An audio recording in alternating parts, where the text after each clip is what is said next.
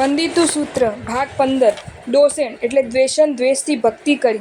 અહીં સાધુ નિંદા એમ દ્વેષ સમજવો એટલે કે આ સાધુઓ ધન ધન્યાદિ રહિત જ્ઞાતિજનોથી ત્યજાયેલ, ભૂખથી પીડાતા અને આહાર આદિ ઉપાર્જવમાં પ્રાપ્તિહીન છે, તેથી આધાર આપવાને માટે યોગ્ય છે। ઇત્યાદિ દ્વેષ મૂલક નિંદાથી પીડાતા અને આહાર આદિ ઉપાર્જવમાં પ્રાપ્તિહીન છે, તેથી આધાર આપવાને માટે યોગ્ય છે।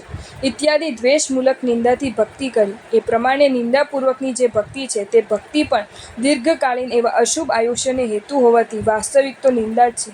આગમમાં કહ્યું છે કે તહારુવમ સમનમ વાહમહનમ વા સંજય વિરય પડી હય પછખાય પાવક્કમમ હિલ્લિતા નિંદિતા ખિંસિતા ગર્હિતા અવમનિતા અમૃણેનમ અપિકારેણમ અસણમ પાણ ખાઈમ સાયમેણમ પડીલા પિત્તા અસુહદિહા અત્તાએ કમ્મમ પગરઈ। તે પ્રકારના શ્રમણને અથવા મહાનને અથવા સંયત જીવવાદીનો ત્યાગ કરવામાં સતત યત્નવાળા તે વિરત જીવવધાથી નિવૃત્ત થયેલા તે પ્રતિહિત ભૂતકાલીન પાપોને નિંદારૂપ પ્રતિક્રમણથી હણી રાખવાવાળા તે પ્રત્યાખ્યાન ભવિષ્યકાળ સંબંધીના પાપોને નહીં પચખાણવાળા તે અને પાવક્કમમ પાપકર્મવાળા સાધુને હિંસા કરીને, નિંદા કરીને, ખિંસા કરીને, ગર્હા કરીને, અપમાનીને, અસુંદર અને અપ્રતિકર એવા અશન પાન ખાદીન સ્વાધીનથી પ્રતિલાભીને જીવો અશુભ એવું દીર્ઘ આયુષ્યવાળું કર્મ ઉપાર્જે છે।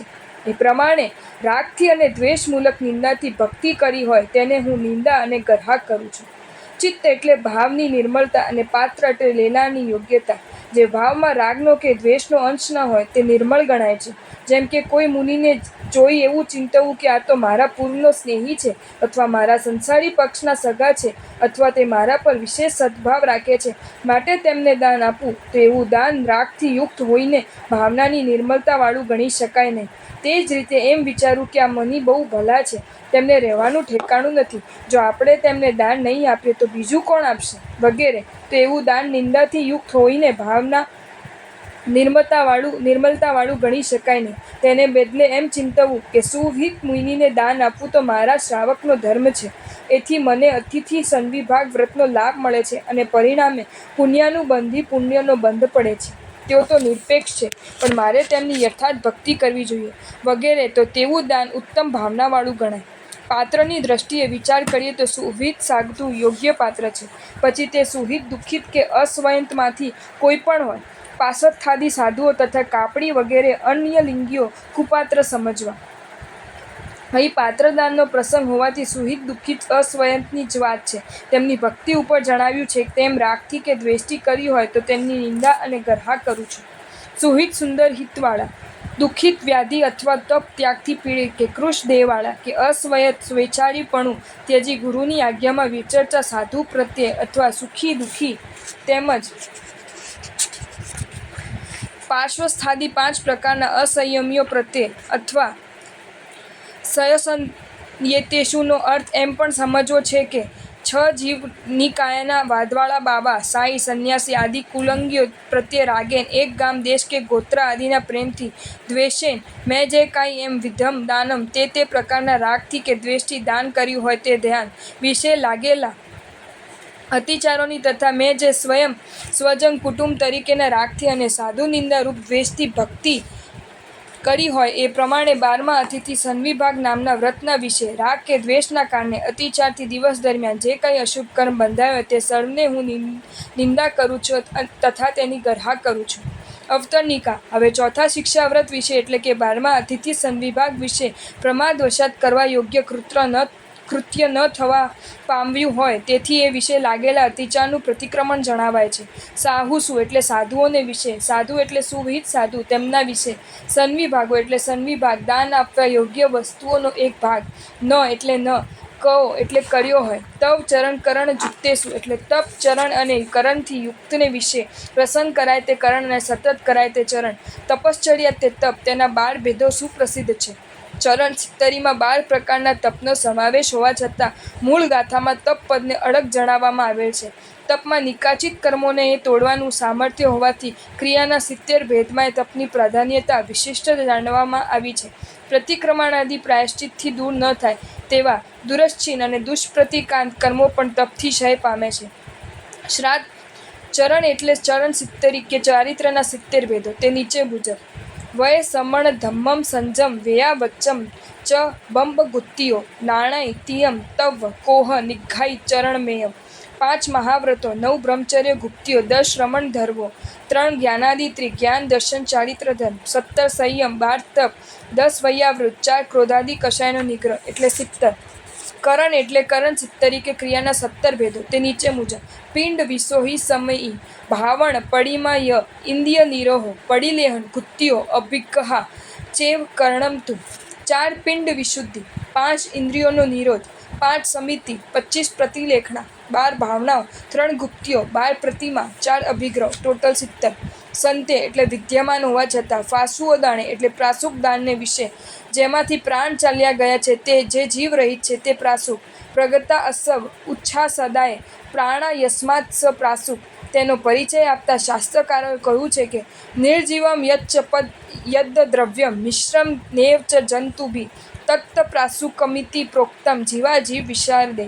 જે દ્રવ્ય નિર્જીવ હોય, જે દ્રવ્ય જંતુઓ વડે મિશ્ર ન હોય, તેને જીવાજીવ વિશારદોએ પ્રાસુક કહ્યું છે.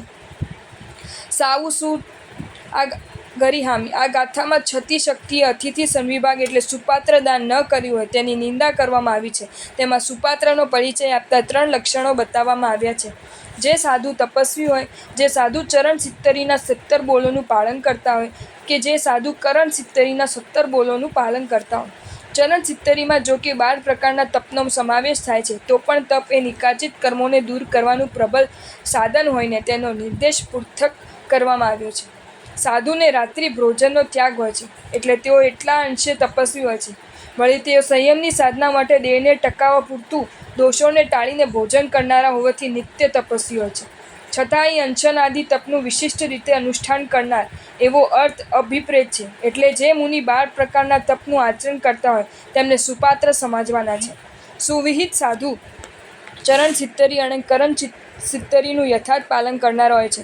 તેમાં ચરણ 70ના 70 બોલો નીચે મુજબ છે: 5 મહાવ્રતો: પ્રણાતિપ્રાત વિરમણ વ્રત, વૃષાવાદ વિરમણ વ્રત, 3 અદત્તાદાન વિરમણ વ્રત, 4 મૈથુન વિરમણ વ્રત, 5 પરિગ્રહ વિરમણ વ્રત, 10 યતિધર્મ: 1 ક્ષમા, 2 નમ્રતા, 3 સરળતા, 4 નિર્દોપતા, 5 તપ, 6 સંયમ, 7 સત્ય, 8 શૌચ, 9 અકિંચનતા, 10 બ્રહ્મચર્ય. 70 પ્રકારનો સંયમ, 5 હિંસાદી, 5 અગ્રવોની વૃત્તિ, 5 ઇન્દ્રિયોનો નિગ્રહ, 4 કષાયનો જય અને 3 દંડોથી વૃત્તિ, 10 પ્રકારનું વૈયાવૃત્ય: 1 આચાર્ય, 2 ઉપાધ્યાય, 3 સ્થવિર, 4 તપસ્વી, 5 જ્ઞાન, 6 શેષ, 7 સાધર્મિક, 8 કુળ, 9 ગણ, 10 સંઘની સેવા શુશ્રૂષા. 9 પ્રકારની બ્રહ્મચર્ય ગુપ્તિ, વિવેક વસ્તી સેવા આદિ, જ્ઞાનાદિ ત્રિક એટલે જ્ઞાન, દર્શન અને ચારિત્રની આરાધના. 12 પ્રકારનો તપ એટલે 6 બાહ્ય ભેદ અને 6 અભ્યંતર ભેદ. ચતુર્વિધ કષાય નિગ્રહ એટલે ક્રોધ, માન, માયા અને લોભ પર કાબુ. આ 70 બોલો પૈકી 5 મહાવ્રતોમાં યમનો સમાવેશ થાય છે. 10 પ્રકારના યતિધર્મમાં નિયમોનો સમાવેશ થાય છે. 70 પ્રકારના સંયમમાં 5 ઇન્દ્રિય તથા 3 બળરૂપ પ્રાણનો આયમ પ્રાણાયામ તથા પ્રત્યાહાર પ્રત્યક્ષ છે. 10 પ્રકારનું વૈયાવૃત્ય તિતિક્ષા અને શુશ્રૂષાનું ગુણ સૂચવે છે. 9 પ્રકારની બ્રહ્મચર્ય ગુપ્તિ આદર્શ બ્રહ્મચર્યનું વિધાન કરે છે. જ્ઞાનાદિ રત્નત્રયની આરાધના આત્મશ્રદ્ધા, પ્રજ્ઞા અને પુરુષાર્થનો વિકાસ કરે છે. 12 પ્રકારનું તપ બાહ્ય અને અભ્યંતર શુદ્ધિ કરી પરમ પવિત્રતાને પ્રગટાવે છે તથા ધારણા, ધ્યાન અને સમાધિની અવસ્થા પ્રાપ્ત કરવામાં મદદગાર છે.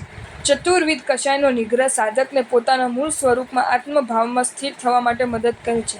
કરણ 70ના 70 બોલો આ પ્રમાણે છે: 4 પિંડ વિશુદ્ધિ: આહાર, શય્યા, વસ્ત્ર અને પાત્ર કલ્પનીય જ ગ્રહણ કરવા. 12 ભાવના: અનિત્યવાદી 12 ભાવના ભાવવી. 12 ભિક્ષુ પ્રતિમા: 1 માસની રાહ, 7, 8મી, 2 માસની, 9મી, 3 માસની, 10મી 17 રાત્રિ દિવસની, 11મી અહોરાત્રની અને 12મી એક રાત્રિની. 25 પ્રતિલેખના: 1 પહેલી દ્રષ્ટિ પ્રતિલેખના, 5 પ્રસ્ફોટક, 9 આસ્ફોટક અને 9 પ્રસ્ફોટક એ 25 બોલ પૂર્વક થતી વસ્ત્ર વગેરેની પ્રતિલેખના. 4 અભિગ્રહ: દ્રવ્યાભિગ્રહ, ક્ષેત્રાભિગ્રહ, કાલાભિગ્રહ અને ભાવાભિગ્રહ. આ 70 બોલોમાં સાધુ જીવનની વિશુદ્ધિ અને પ્રગતિમાં તત્વો ગોઠવાયેલો છે. આહાર, શય્યા, વસ્ત્ર અને પાત્રની શુદ્ધિ વિના સાધુ ધર્મનું યોગ્ય રીતે પાલન થઈ શકતું નથી અને એવા પાલન વિના વૃદ્ધિ, પ્રમાદ, આલસ્ય વગેરે દોષો ટળી શકતા નથી તથા ગ્રહસ્થોને અપ્રીતિ થવાનો ભય રહે છે. 12 ભાવના સંવેગ અને નિર્વેદને તાજા રાખે છે, જેથી કામ ગુણ તરફ અનાયાસે ઢળી જવાતું નથી. 12 પ્રકારની ભિક્ષુ પ્રતિમા તિતિક્ષાને અને સંયમની વૃત્તિને અતિશય દ્રઢ કરે છે. 25 પ્રતિલેખના સતત યત્નાઓનો હેતુ છે અને 4 પ્રકારનો અભિગ્રહ છે, જે વાસ્તવિક રીતે તપરૂપ જ છે. તે મન પર યથાર્થ કાબુ મેળવવામાં અતિશય ઉપયોગી છે. અહીં પ્રમાદના પ્રસંગથી કે ક્રોધ આદિ અપ્રશસ્ત ભાવનો ઉદય થવાથી અતિથિ સંવિભાગ વ્રતને અતિચાર્ય વડે વિરાધ્યું હોય તેની આલોચના કરું છું. તેમાં તપસ્વી, ચારિત્રશીલ અને ક્રિયાપાત્ર સાધુઓને પડી લાભવા યોગ્ય પ્રાસુક વસ્તુઓ હોવા છતાં પણ સાધુ મુનિરાજોમાં તેનો સંવિભાગ ન કર્યો હોય તો મારા તે પ્રમાદ આચરણથી અતિચાર વિશે દિવસ દરમિયાન જે અશુભ કર્મ બંધાયો હોય તે સર્વેને નિંદા કરું છું તથા ગર્હા કરું છું.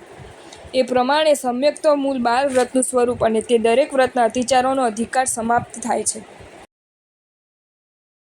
જો તમને આ વિડીયો ગમ્યો હોય તો આ વિડીયોને લાઈક કરો અને મારી ચેનલ જૈન ફેક્ટ્સ એન્ડ સ્ટોરીઝને સબસ્ક્રાઈબ કરો. ધન્યવાદ.